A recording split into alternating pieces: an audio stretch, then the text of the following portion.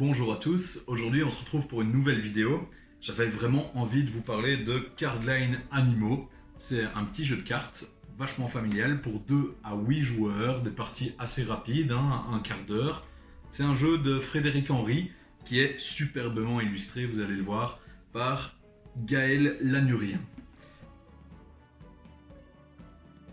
En fait, dans Cardline Animo, on retrouve 110 cartes qui sont recto verso. Chaque carte représente un animal.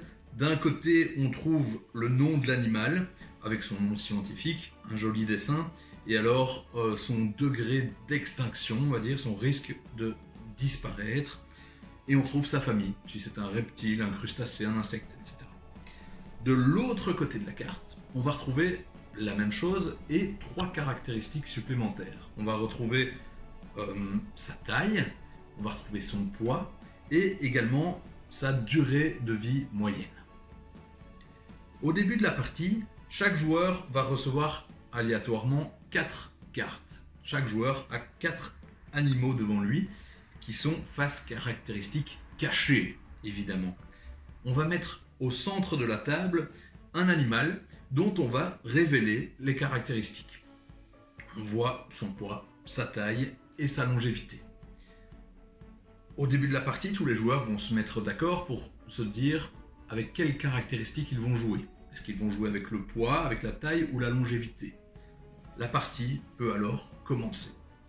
L'objectif est assez simple, c'est de se débarrasser de ces cartes. Le premier joueur qui n'aura plus de cartes aura gagné la partie. Alors, comment se débarrasser de nos cartes? Eh bien, lorsque c'est mon tour, je vais prendre par exemple ici le chimpanzé, et si l'on joue avec le poids et que je pense que le chimpanzé est plus lourd que la grenouille verte, eh bien je vais venir poser ma carte à droite, on va vérifier, si c'est bon, formidable, ma carte reste là, et c'est au joueur suivant. Lorsque lui voudra jouer par exemple son suricate, eh bien il aura désormais plusieurs possibilités. Soit son suricate serait plus lourd que le chimpanzé, soit plus léger que la grenouille verte, mais il peut également écarter les cartes. Il y a une nouvelle possibilité. De tour en tour, évidemment, ça va se compliquer. Il y aura de plus en plus d'animaux au centre de la table, et les écarts de poids entre chaque animal vont drastiquement se réduire. Il faudra donc bien réfléchir, il y a des petits choix stratégiques à faire parfois, et puis une bonne dose de prise de risque. Alors, qu'est-ce qu'il se passe si je me trompe? Eh bien, c'est pas très grave, mais c'est quand même assez pénalisant. Si j'avais mis mon chimpanzé du mauvais côté par rapport à la grenouille verte, eh bien, tout de suite, je retire la carte, elle retourne dans la boîte, et je repioche une nouvelle carte que j'aurai à placer correctement lors d'un prochain tour.